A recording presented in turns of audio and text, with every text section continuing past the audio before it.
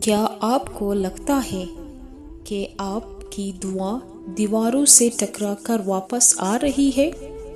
کیا آپ اس معجزے کے انتظار میں تھک چکے ہیں جو ابھی تک نہیں ہوا؟ یاد رکھیں، سحری کا وقت وہ وقت نہیں جب تقدیر لکھی جاتی ہے، بلکہ یہ وہ وقت ہے جب لکھی ہوئی تقدیر بدلی جاتی ہے۔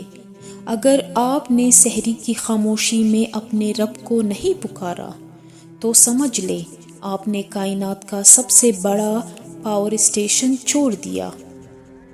جانتے ہو، جب دنیا گڈ نائٹ کہہ کر سو جاتی ہے، تب کائنات کا مالک اپنے بندے کے لیے ویلکم کی پکار لگاتا ہے۔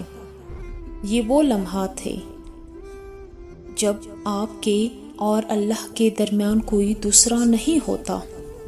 سحری کے وقت آپ کی ہچکی اور آپ کے ہانسوں کی آواز عرش کے پائے ہلا دیتی ہے۔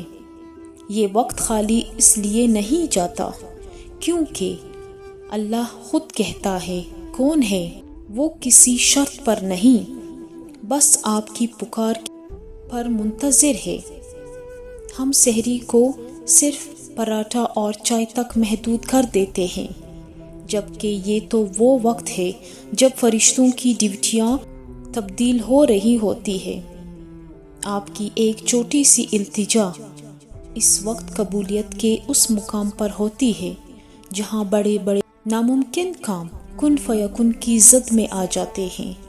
اگر آپ کی کوئی خواہش سالوں سے ادھوری ہے تو کل سحری کے وقت اسے ایک بار پھر مانگ کر دیکھیں۔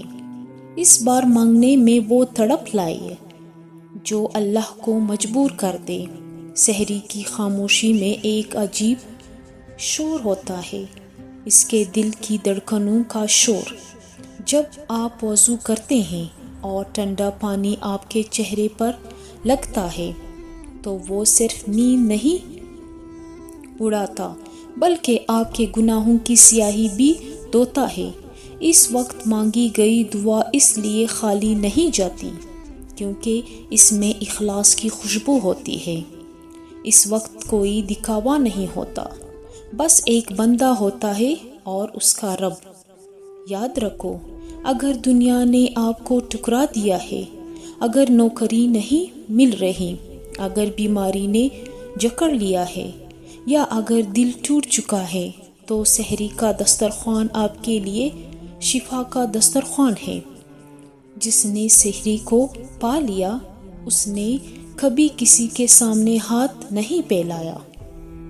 اللہ کے سامنے رونے والا انسان دنیا کے سامنے کبھی نہیں روتا۔ آج سحری میں صرف پیٹ نہ بھرے، تھوڑا وقت اپنے رب کو دے، اپنے رب سے وہ باتیں کرے جو آپ کسی انسان کو نہیں بتا سکتے۔